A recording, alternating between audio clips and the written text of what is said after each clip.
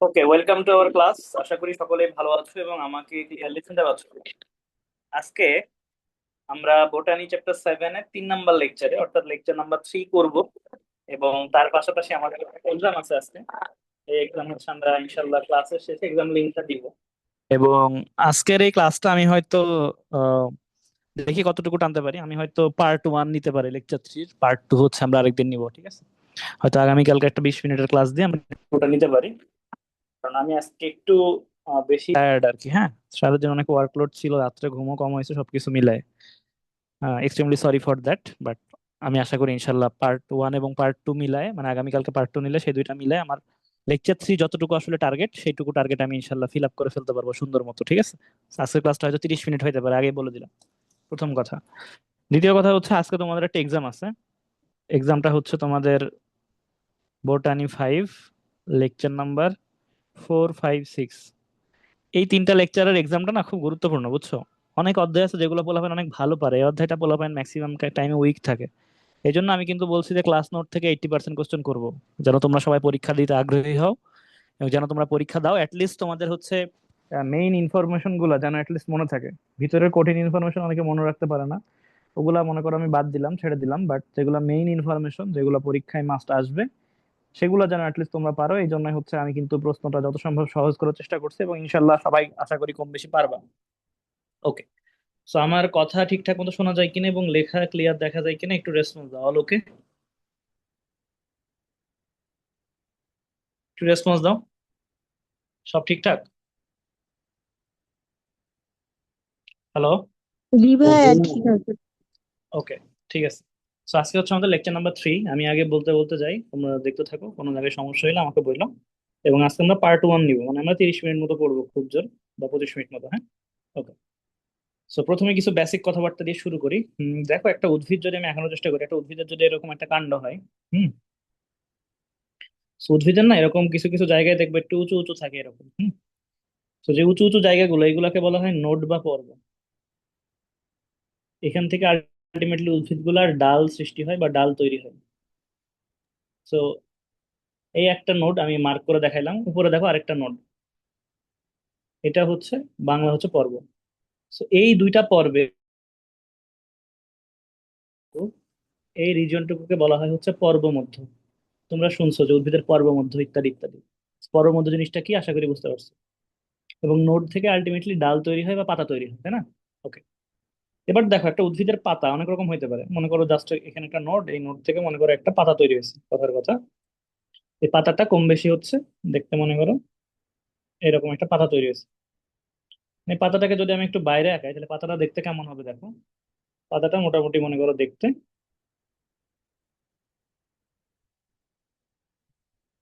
এরকম, ঠিক আছে?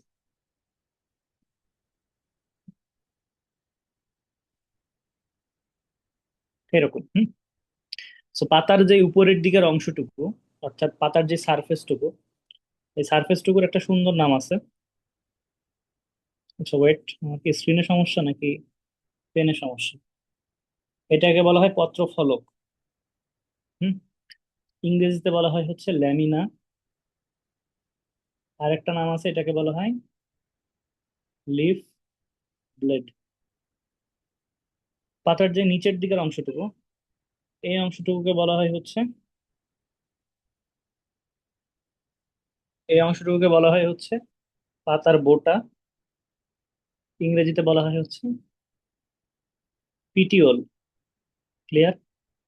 এবং পাতার একদম নিচের দিকের অংশটা, যে জায়গাটা আসলে পাতা যে কোনো ডালের সাথে বা গাছের সাথে লেগে থাকে, এই অংশটার নাম হচ্ছে পাতার বেস। পাতার মোটা দাগে আমরা 3টা অংশ পাইলাম। একটা হচ্ছে পত্রফলক, একটা হচ্ছে পাতার বোটা, একটা হচ্ছে পাতার বেস।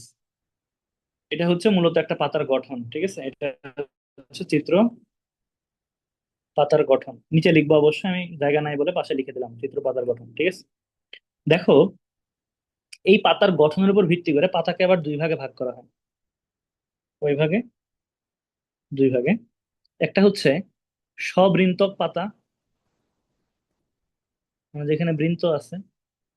একটা হচ্ছে অবৃন্তক পাতা, যেখানে বৃন্ত নাই। সবৃন্তক মানে কি বৃন্ত আছে, মানে পাতাটা দেখতে কেমন? আমি যদি একটু আঁকানোর চেষ্টা করি, পাতাটা হচ্ছে মোটামুটি দেখতে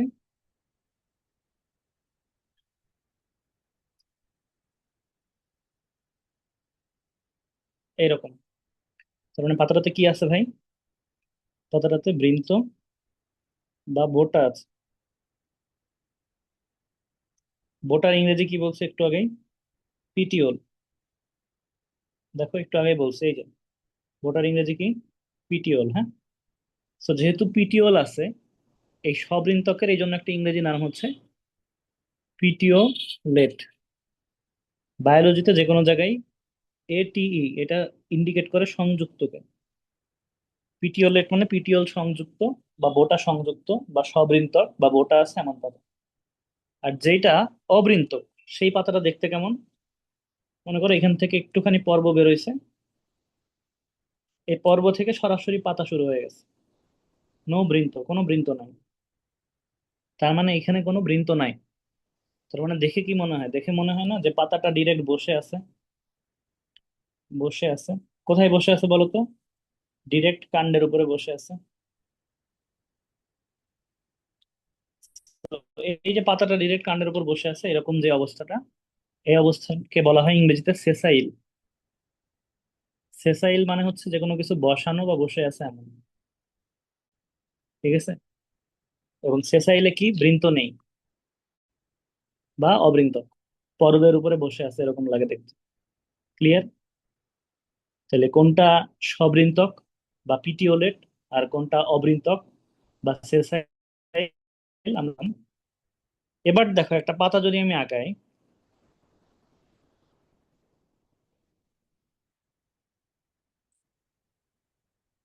এই পাতাটার অনেক সময় দেখবা যে পাতাটা যে পর্বর সাথে লেগে আছে বা যে নোডিউলের সাথে লেগে আছে আর কি, এখান থেকে পাতার গোড়া থেকে দুইটা জিনিস উৎপন্ন হয় যেটা দেখতে মোটামুটি এরকম।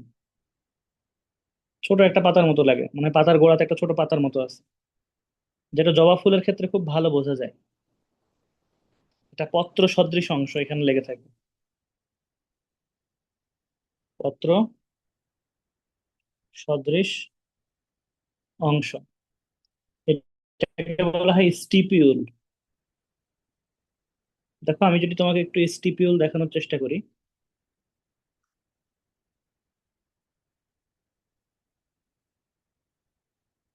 একটা ছবি মনে হয় আমি সেভ করে রাখি সম্ভবত, যদি ভুল না করি। হ্যাঁ, এই যে খেয়াল করো এই ছবিটার দিকে। এই যে পিটিওল দেখছো? পিটিওল মানে কি? এটা মানে কিন্তু হচ্ছে সেই বৃন্ত বা বোটা যাই বলো না কেন। স্পিটিউল, সরি স্টিপিউল। স্টিউল শব্দের অর্থ, বাংলা অর্থ হচ্ছে উপপত্র। পাতার গোড়ায় পাতা সদৃশ অংশ, উপপত্র মানে পাতার মতোই বাট দেখতে ছোট। আর এটাকে বলা হচ্ছে লিফ বেস বা পাতার মূল। ঠিক আছে। আর এটা হচ্ছে লিফ ল্যামিনা, বা যেটাকে আমরা লিফ ব্লেডও বলতে পারি। লিফ ব্লেডও বলতে পারি। ক্লিয়ার? তো এটা হচ্ছে বিভিন্ন পাতার পার্ট। ক্লিয়ার? তো এই কনসেপ্টটা আশা করি, সরি এক্সট্রিমলি সরি, সাউন্ড হইলো মনে হয়, মাইক্রোফোনটা পড়ে গেছিল। ওকে। তো এগুলো হচ্ছে পাতার বিভিন্ন পার্ট। হুম, গেল। এবার দেখো পাতাকে আমরা আরো কয়েকটা ভাগে ভাগ করব, অর্থাৎ আমরা পাতার আরো প্রকারভেদ দেখবো। হেডিং হচ্ছে পাতার প্রকারভেদ। ওকে। পাতার প্রকারভেদের মধ্যে আমরা প্রথমে দেখবো হচ্ছে সিম্পল লিফ বা সিম্পল পাতা। এর পাশাপাশি আমরা আরো এক ধরনের পাতা দেখবো, এটাকে বলা হয় কম্পাউন্ড লিফ বা কম্পাউন্ড পাতা। ওকে। এই দুই ধরনের পাতা কি, এটা আগে আমরা বোঝার চেষ্টা করি, তাহলে আমাদের জিনিসটা আসলে ফিল করতে অনেক বেশি ইজি হবে। আমি দুইটা ছবি আঁকাই, হ্যাঁ। আচ্ছা, ছবি আঁকাবো না, আমি দুটো ছবি নিয়ে আসি। আঁকানো ঝামেলা, নিয়ে আসি। এই যে দুইটা আমি পাতা রাখছি, এর মধ্যে এটা হচ্ছে সিম্পল লিফ আর এটা হচ্ছে কম্পাউন্ড লিফ। যদি খুব সহজ ভাবে বলি, সিম্পল লিফে পত্র ফলক বা যেটাকে লিফ ব্লেড বা ল্যামিনা বলতেছি আমরা, এটা খুব সহজ ভাবে থাকে, অর্থাৎ একটা। বাট কম্পাউন্ড লিফ বা যেটাকে আমরা যৌগিক পত্র বলি, আর সিম্পল লিফের বাংলা হচ্ছে সরল পত্র। যৌগিক পত্রে দেখো, এইটা কিন্তু পাতার বোটা বা বেইজ, এটা কিন্তু পাতার বৃন্ত। থাকা উচিত কি ছিল, এইখানে একটা বড় পাতা থাকা উচিত ছিল, সেইখানের বদলে পাতার পত্র ফলকগুলা কতগুলা ভাগে বিভক্ত হয়ে গেছে না? এই যে বিভিন্ন ভাগে বিভক্ত হইলো, এটা আসলে কোন জায়গা থেকে হচ্ছে একটু বোঝাই। মনে করো এটা হচ্ছে পাতার সেই কাণ্ডের সেই নোড। সিম্পল লিফে কি হয়েছে ভাই, এখান থেকে এসে এরকম পাতা হয়ে গেছে, তাই না? But on the other hand compound লিফে কি হয়েছে, এটা হচ্ছে সেই নোড, এখান থেকে এরকম আসছে, বাট এখানে এসে এরকম একবারে পাতা তৈরি হয় না, কি করছে, এটা মাঝ বরাবর গেছে এবং এটা বিভিন্ন সাইডে এরকম আলাদা আলাদা তৈরি করছে, এরকম। বোঝা গেছে? তো এখানে কি হচ্ছে বলতো, পত্রফলক অনেকগুলা, পত্রফলক অনেকগুলা। সো এই যে অনেকগুলা পত্রফলক, এর মধ্যে আবার দুই ধরনের বিন্যাস দেখা যায়।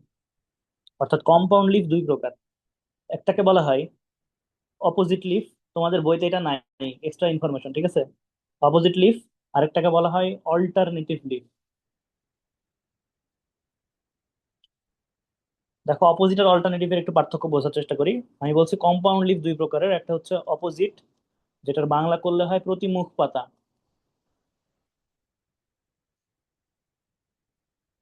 ইংলিশে হচ্ছে অপোজিট লিফ। আর এই সাইডে করলে কি হয়, এই সাইডে হয় হচ্ছে অল্টারনেটিভ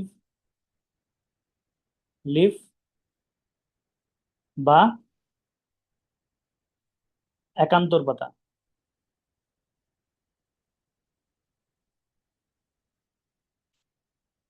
ওয়েট, আমি একটু ছোট করে লিখি, হ্যাঁ।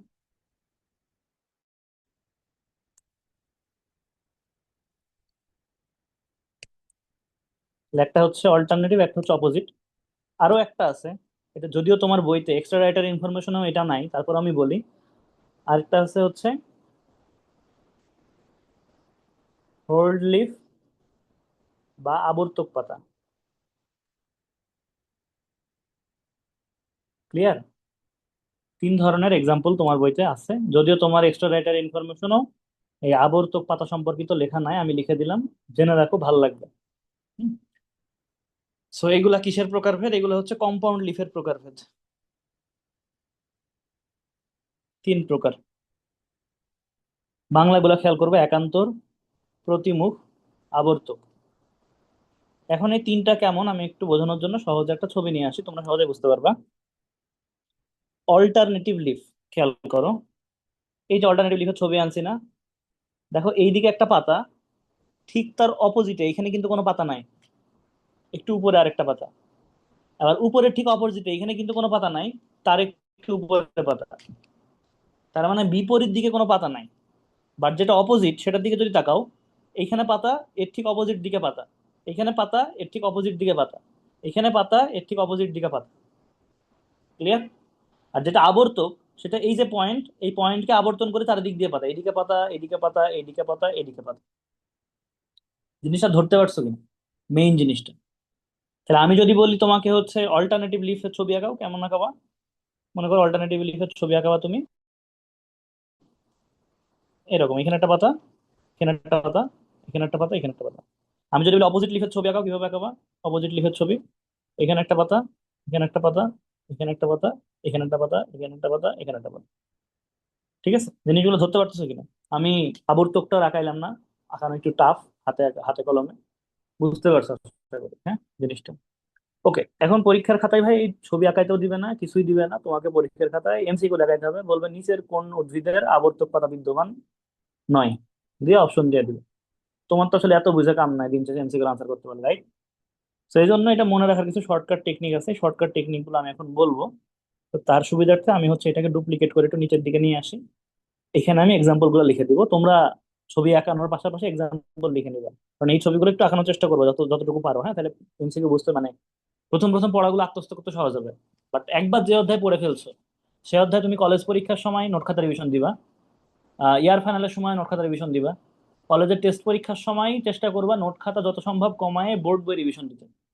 বা যদি এরকম কোনো ইনফরমেশন থাকে যেটা তোমার নোট খাতা দেখলে পড়তে সহজে মনে থাকতেছে, বাট বই পড়তে গেলে কঠিন লাগতেছে, এরকম অনেক টপিক থাকে না যে নোট খাতা হয়তো আমি অনেক সুন্দর করে বুঝাইছি, তোমার হয়তো একবার পড়ে মনে থাকতেছে, বাট বইয়ের কঠিন ভাষা বুঝতে পারতেছে না।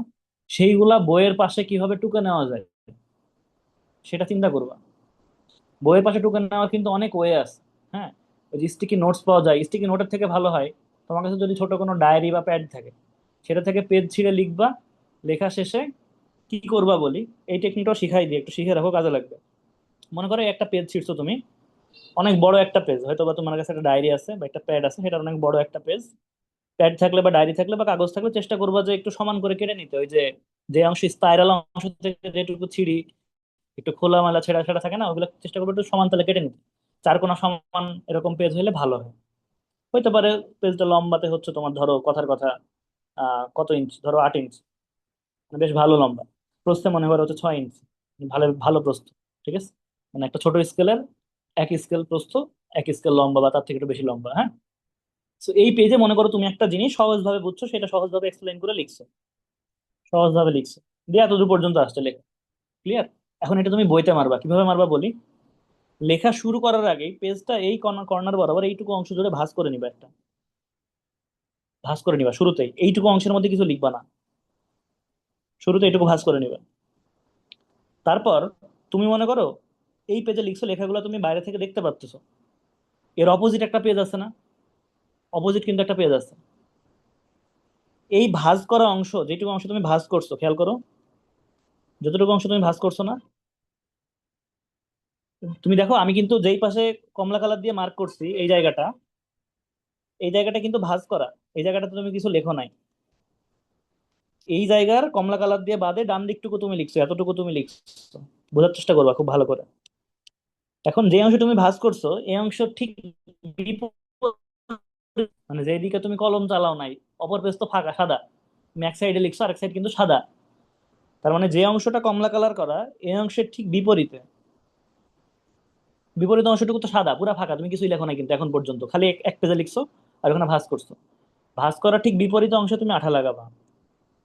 আঠা লাগায় এই পেজটাকে একদম বইয়ের সাথে সরাসরি, বইয়ের একদম, বইটা দেখতে কেমন আমাদের, আমাদের বইটা দেখতে এরকম না, আমাদের বইটা দেখতে তো এরকম, যখন বইটা তুমি খোলো মাঝ বরাবর এরকম থাকে না, মাঝ বরাবর একটা এরকম ভাঁজ থাকে না বইয়ের, অবশ্যই ভাঁজ থাকে। তো কি করবা, যে অংশটা মনে করো কমলা কালার দিয়ে মার্ক করা, হ্যাঁ, এই অংশটা ঠিক অপোজিটে তুমি আঠা লাগাচ্ছ না, আমি বলছি যে কমলা কালারের ঠিক অপোজিটে তুমি আঠা লাগাবা। তুমি কিন্তু আঠা লাগাই ফেলছো। ঠিক আছে, এবার আঠা লাগানোর পর এই বইয়ের একদম ভাঁজ বরাবর বসাই দিবে। তাহলে কি হবে, বইয়ের যেই ভাঁজটা, মাঝখানে যে ভাঁজটা, ওই ভাঁজ বরাবর আঠা বসে যাবে। তুমি দেখবা যে বইতে, বই মনে করো নীলটা তোমার বই ছিল, এই বইয়ের যত লেখা সব দেখবে কি ভাঁজের পর থেকে লেখা শুরু, ভাঁজের পর থেকে, মানে তুমি বইয়ের ভিতরে একটা আলাদা পৃষ্ঠা অ্যাড করতেছো, এরকম টাইপ একটা সিনারিও চলে আসবে কিন্তু। বুঝতে পারছো? তো মনে করো এই সাদা উপরের যে কাগজটাতে তুমি লিখছো, এই কাগজটাকে উল্টাবা, উল্টালে নিচের এই হলুদ লেখাগুলো তুমি ভালো মতো দেখতে পাবে, কোনো সমস্যা হবে না। সোজা বাংলায় বইতে একটা পেজ এড করার মতো, বাট তুমি স্ট্যাপলার করতে গেলে কিন্তু ওই বইয়ের পেজ নষ্ট হয়ে যায়, বাট আঠা মারলে এটা নষ্ট হয় না। ঠিক আছে, সেইভাবে যে কোনো টপিক তুমি লাগাই ফেলতে পারো। কিভাবে লাগাবে এটাও শিখাই দিলাম, কারণ এটা তোমাদের নোট করতে সহজ হবে, বুঝছো? তো এইভাবে লাগায়ে চেষ্টা করবা যত দিন বাড়বে তত বেশি বোর্ড উপর ফোকাস দিতে। হম, নোট খাতার উপর কম ফোকাস দিতে। প্রথম দুই একবার নোট খাতা পড়লে লাভ হয়, লাস্ট বা ক্লাসের দিকে স্পেশালি টেস্ট পরীক্ষা, প্রি টেস্ট পরীক্ষা, এইচএসসি পরীক্ষা যত আসবে, বায়োলজি বোর্ড বইয়ে তত ফোকাস দিবা বেশি, নোট খাতায় তত কম ফোকাস দিবা। কোনো অংশ বেঁধে গেলে সেটা নোট খাতা থেকে দেখতে পারো, তবে খুবই ভালো হয় যে বেঁধে যাওয়া অংশ যেন তোমার নোট খাতা দেখানো লাগে, হয় মাথায় থাকবে, নাহলে বোর্ড বইয়ে তোলা থাকবে স্টিকি নোট দিয়ে, চিরকুট দিয়ে। কারণ অ্যাডমিশনের সময় বোর্ড বই বারবার পড়তে হবে, বোর্ড বই বারবার পড়তে হবে, বোর্ড বইয়ের কোনো বিকল্প নেই। সো বোর্ড বইটাকে যত সমৃদ্ধ করবা বিভিন্ন জায়গা থেকে নোট টোট কালেক্ট করে, শর্টকাট টর্টকাট টেকনিক লিখে, তত তোমার ভালো। যত নোট খাতা কম খোলা যায়, স্পেশালি যত প্রি টেস্ট আগে আসবে, তত এটা বেশি সত্যি। এখন কথা হচ্ছে ভাই, তাহলে আপনি নোট খাতা করালেন কেন এত কষ্ট করে? করাইছি কারণ পড়াগুলো যেন তোমার ভিতরে আত্মস্থ হয়, পড়াগুলো যেন তুমি ফিল করো, পড়াগুলো যেন তুমি বোঝো, চোখ নাক মুখ বুঝে মুখস্থ না করো। বায়োলজি যেন তোমার ভালো লাগে, বায়োলজি যেন সহজে মনে রেখে আউটপুট দিতে পারো। এই জন্য প্রথম ক্ষেত্রে নোট খাতাটা দরকার। বাট তুমি যদি নোট খাতা পড়ে যাও, তারপরও তুমি দেখবা প্রতিষ্ঠানের মধ্যে 18-19টা করে ঠিক করতে পারতেছো। আর তুমি যদি বোর্ড বই বারবার পড়ে যাও, তুমি প্রতিষ্ঠানের মধ্যে 23-24টা ঠিক করতে পারবে। সো আমি তোমাকে প্রথমে প্রস্তুত করাইছি 70%-এর জন্য, তারপর বোর্ড বই পড়তে বলতেছি 90% অ্যাকুরেসির জন্য। আর তোমার যদি মনে হয় ভাই 70%-এ সন্তুষ্ট থাকবো, তুমি থাকো। আরেক দল বলবে যে ভাই শুরু থেকে বই পড়াতেন, তাহলে শুরু থেকে নোট করলেন কেন? শুরু থেকে বই পড়ালে 90% তো কখনো আসতোই না, 50% আউটপুট দিতে পারতো না, কারণ বইতে এত ইনফরমেশন, এত ঘিঞ্জি করে লেখা। ঠিক আছে, এই জন্যই সিস্টেম তো যেহেতু এটা আমার কাছে প্রুভেন সিস্টেম, বিগত 4 বছর এই সিস্টেমে পড়াচ্ছি, স্টুডেন্টরা সফলতা পাচ্ছে, তো পড়তে পারে সিস্টেম। তো দেখো আমি যেটা বলতেছিলাম সেটা হচ্ছে এক্সাম্পল, প্রতিমুখ পাতা, একান্তর পাতা এবং আবর্তক পাতার এক্সাম্পল দেখো। আমি প্রথমে শুরু করতেছি প্রতিমুখ দিয়ে। মনে করো তোমার সামনে কি দিলে তুমি মুখটা ঘুরায় প্রতিমুখ হয়ে অপোজিট দিকে মুখ দিয়ে বসে থাকো। তোমার সামনে যদি আমি বাসি খাবার দিই, বাসি খাবার দিলে তুমি প্রতিমুখ হয়ে বসে থাকবে। তো বাসি খাবারের পূর্ণরূপ কি? বতে হচ্ছে বাবলা, আর শীতে হচ্ছে শিমুল। এগুলো হচ্ছে প্রতিমুখ পাতার উদাহরণ। তুমি বাবলা শিমুল গাছের পাতা দেখবা যে আশেপাশে থাকে কারো, দেখবা এই পাতাগুলো হচ্ছে প্রতিমুখ এবং কম্পাউন্ড লিফ বা যৌগিক লিফ, যৌগিক পত্র। গেল। এবার হচ্ছে অল্টারনেটিভ লিফ। দেখো তোমার সামনে বাসি খাবার দিলে তাই তুমি মুখ ঘুরে রাখবে, বাট তোমার সামনে কি দিলে তুমি অল খাবার একাই খাবা বলো তো? কি দিলে একাই খাবা? মনে রাখবা তোমার সামনে বেগুন দিলে তুমি অল খাবার একাই খাবা। বেগুন মনে করো তোমার খুব ফেভারিট, তাহলে বেগুন হচ্ছে অল্টারনেটিভ লিফ অথবা একান্তর পাতার এক্সাম্পল। ওকে। এরপর হচ্ছে আবর্তক পাতা। দুইটা এক্সাম্পল, একটা হচ্ছে করবি, আরেকটা হচ্ছে ছাতিম। এই তথ্যগুলো তোমার বইতে নাই, এক্সট্রা রাইটারে আছে, আমি বলে দিলাম, যদি ভালো লাগে পড়বা, না ভালো লাগলে হালকা পাতলাও পড়তে পারো, খুব বেশি ইম্পর্টেন্ট না, তারপরেও জানে রাখা ভালো। কখন চলে আসে অ্যাডমিশনে কেউ কিছু বলতে পারে না, ঠিক আছে? ওকে। এরপর দেখো আরো দুই ধরনের পাতা আমরা দেখবো, একটা হচ্ছে অচূড় পক্ষল, একটা হচ্ছে সচূড় পক্ষল। ঠিক আছে। দেখো আমি তোমাদের যে ছবিটা দেখাইছিলাম একটু আগে, এই যে এই ছবিটা, যদি একটু ক্রপ করি আমি, এইটা হচ্ছে একটা সচূড় পক্ষলের ছবি। কেন? কারণ এর চূড়ায় একটা পাতা আছে। যদি অচূড় পক্ষল হইতো তাহলে কেমন হতো জানো? তাহলে হয়তো হচ্ছে এরকম।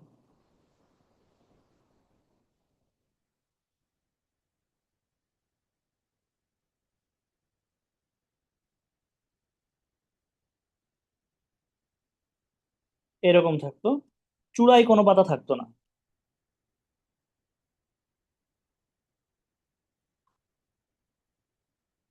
ঠিক আছে। সো চূড়ায় যদি কখনো পাতা না থাকে এটা হচ্ছে অচূড় পক্ষল, আর চূড়ায় যদি পাতা থাকে এটাকে বলা হয় সচূড় পক্ষল। এখন চূড়ায় যদি পাতা থাকে এটার এক্সাম্পল কি, আর চূড়ায় যদি পাতা না থাকে সেটার এক্সাম্পল কি, এটা পরীক্ষায় আসবে। সো আমি একটু আগে এক্সাম্পল গুলো দেওয়ার চেষ্টা করি। অচূড় পক্ষলের এক্সাম্পল, দেখো কোনো বাচ্চা বা বাবু মানুষকে, মনে করো বাচ্চা একটা, বাচ্চা আছে, ছোট কিউট বাচ্চা। ঠিক আছে। এই কিউট বাচ্চাটাকে তুমি যদি হচ্ছে মাথায় রাখো, তাহলে কি হবে? সে বান্দরের মতো লাফালাফি করবে, বলি না আমরা? সো মনে রাখবে এইভাবে, যে কোনো বাবুকে মাথায় রাখা যাবে না। রাখলে সে কি করবে?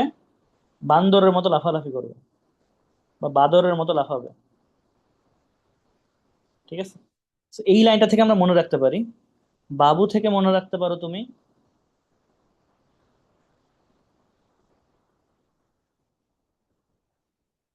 আচ্ছা ওয়েট, দেখো বাবুকে মাথায় রাখা যাবে না, এইটা থেকে তুমি কি মনে রাখতে পারো? যে মাথায় পাতা থাকবে না। মাথায় যদি পাতা না থাকে তাহলে সেটাকে আমরা বলি অচূড় পক্ষল, তার মানে এটা হচ্ছে অচূড় পক্ষলের এক্সাম্পল। আর বাদর থেকে তুমি মনে রাখতে পারো বাদর লাঠি।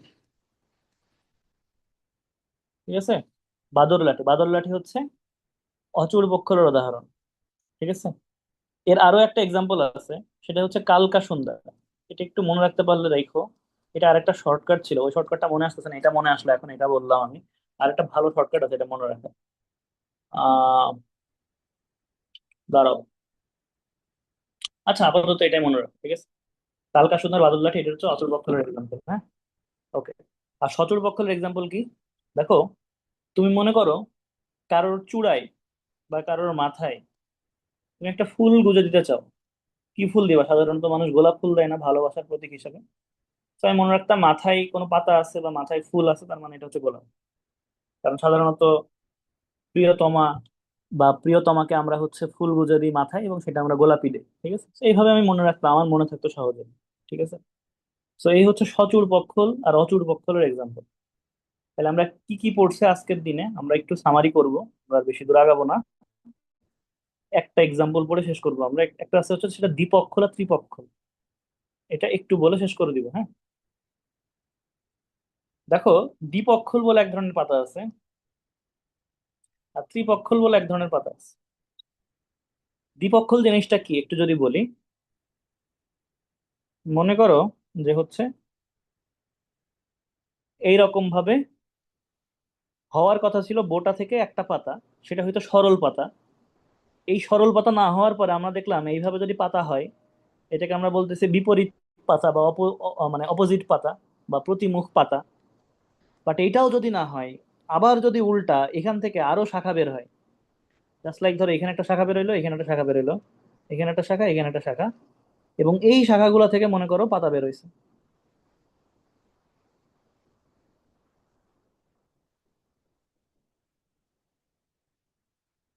এইটাকে বলা হচ্ছে দ্বিপক্ষল পাতা। But on the other hand, যদি আমরা এই ছবিটা একটু সাইডে দেখি, এই জায়গাতেও যদি পাতা না বের হয়ে আবার এরকম শাখা প্রশাখা বের হয়,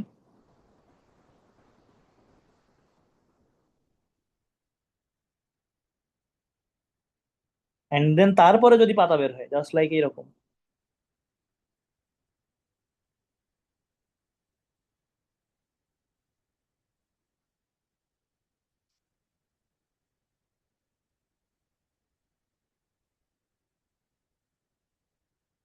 বুঝতে পারছো কাহিনীটা?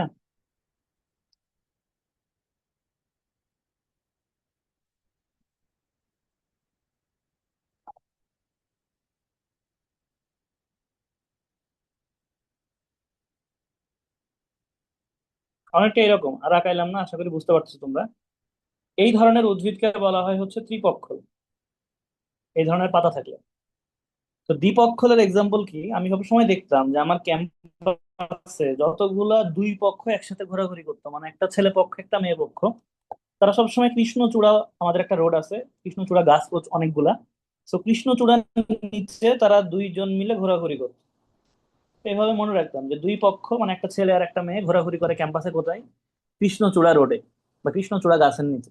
তো দ্বিপক্ষলের এক্সাম্পল হচ্ছে কৃষ্ণচূড়া, আর ত্রিপক্ষলের এক্সাম্পল হচ্ছে সজিনা, তাই না? আমি এভাবে মনে রাখতাম যে একটা সজিনা গাছ যদি তোমার বাড়ির উঠানে থাকে, ওইটা ডাল কেটে লাগাইলে কিন্তু আরেকটা গাছ হয়, সেটা ডাল কেটে লাগাইলে কিন্তু আরেকটা গাছ হয়। তো গ্রাম বাংলায় যাদের বাসা, গ্রামের বাসার দিকে যদি খেয়াল করো কখনো, যে একটা সজিনা গাছ যাদের উঠানে আছে বাসার, ওইটা কেটে পাশে আবার একটা লাগায়, পাশে আবার একটা লাগায়, মানে প্রজন্মের পর প্রজন্ম খায়, অ্যাটলিস্ট 3 প্রজন্ম সজিনা খেতে পারে, ঠিক আছে? তো এইভাবে আমি মনে রাখতাম যে 3 প্রজন্ম খাই একটা সবজি বাসার উঠানে লাগাইলে, সেটা হচ্ছে ত্রিপক্ষল। আর দুই পক্ষ একসাথে হেঁটে যায় হচ্ছে কৃষ্ণচূড়া গাছের মধ্যে দিয়ে। এইভাবে আমি মনে রাখতাম এই ত্রিপক্ষল আর দ্বিপক্ষলের এক্সাম্পলটা, ঠিক আছে? সো মোটামুটি ওভারঅল আমরা প্রায় আহ 30 মিনিটের কাছাকাছি কথাবার্তা বলতেছি, 25-27 মিনিট মতো হবে।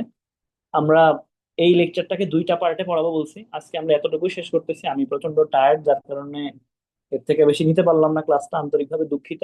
একটা ঘোষণা দিয়ে দিই, সেটা হচ্ছে কোশ্চেন ব্যাংক সলভিং ব্যাচে যারা অ্যাড হইছো, মানে এনরোল করে ফেলছো অলরেডি, প্লাস যারা আমাকে কয়েকজন ইনবক্স করছো যে ভাই আমি এনরোল করব কয়েকদিনের মধ্যে, তাদের সবাইকে নিয়ে আগামী 1 ঘন্টার মধ্যে আমি একটা টেলিগ্রাম গ্রুপ খুলবো। এরপরে যদি এরকম কেউ থাকো যে আসলে এনরোল করতে আগ্রহী, কিন্তু হচ্ছে এনরোল এখনো করো নাই, অথবা সামনে করতে চাও, তাহলে তারা একটু আমাকে কাইন্ডলি ইনবক্স করে রাখো। কারণ ওই যে তোমাদের রেসপন্স তো নিছিলাম আমি প্রায় আজ থেকে 2 মাস আগে, সো অনেকের তো মুড চেঞ্জ হতে পারে যে না ভাই আমি কোশ্চেন সলভ করবো না এখন, ঠিক আছে? বাট যারা সলভ করবা তাদেরকে কিন্তু আমি সুন্দর মতো ইনশাল্লাহ সলভ করাবো। আমাদের অলরেডি একটা ক্লাস হয়েছে, তোমরা সবাই জানো, ম্যাক্সিমামই ভর্তি আছে বলে এই গ্রুপে আলোচনা করতেছি, যদিও এটা এই গ্রুপে আলোচনা করার টপিক না। সো তারা হচ্ছে আমাকে একটু ইনবক্স করে গ্রুপে অ্যাড হয়ে যাও। যারা, মানে আমি অ্যাড করে দিব তোমাদেরকে অবশ্যই, বাট এরকম যারা যারা আছো, যারা হচ্ছে মেসেঞ্জারে গ্রুপে অ্যাড আছো, মানে তখন রেসপন্স দিছিলা যে ভাই আমিও ভর্তি হব, বাট এরকম কেউ থাকতেই পারে যে তার পরবর্তী যারা ইন্টারেস্ট নাই, তাদের ক্ষেত্রে তাদেরকে তো আমাকে বাদ দিতে হবে, তাই না? সো যদি কারো ইন্টারেস্ট না থাকে আমি তো জোর করে পড়াবো না তাকে। তো তার জন্য, তাদেরকে এলিমিনেট করার জন্য বা বাদ দেওয়ার জন্য মূলত এই সিস্টেমটা করা, ঠিক আছে? সো আমি টেলিগ্রাম গ্রুপ খুলে যারা এনরোল অলরেডি করে ফেলেছে, ভর্তি হয়ে গেছে ফর্ম ফিল আপ করে, প্লাস যারা আমাকে ইনবক্স করে রাখছে যে পেমেন্ট আজকালের মধ্যে বা পরে করবে, তাদেরকে নিয়ে আমি আলাদা টেলিগ্রাম গ্রুপ আজকে রাতের মধ্যে খুলে ফেলতেছি, দিয়ে রেকর্ডেড ক্লাস টেলিগ্রাম গ্রুপে দিয়ে দিচ্ছি। টেলিগ্রাম গ্রুপে আমি রেকর্ডেড ক্লাস দেবো, এটা ইউটিউবে যাবে না, আগেই বলে দিলাম আমি। তো এই হচ্ছে মোটামুটি ব্যাপার, এবং পিডিএফ ও টেলিগ্রাম গ্রুপে ইনশাল্লাহ আজকে রাতের মধ্যে পেয়ে যাবে। কারো কোনো প্রবলেম আছে থাকলে বলতে পারো। ওকে, তাহলে আজকে এই পর্যন্তই। ভালো থাকো সবাই। দেখা হবে ইনশাল্লাহ আগামী সোমবার রাত্রেবেলা। যদি সম্ভব হয় আমি একটু লেংদি ক্লাস নিয়ে আজকের গ্যাপটা কভার করব 1 ঘন্টা 20 মিনিটের, আর যদি না নিতে পারি তাহলে পরে কভার করে দিব। হ্যাঁ, ভালো থাকো সবাই। আসসালামু আলাইকুম, আল্লাহ হাফিজ।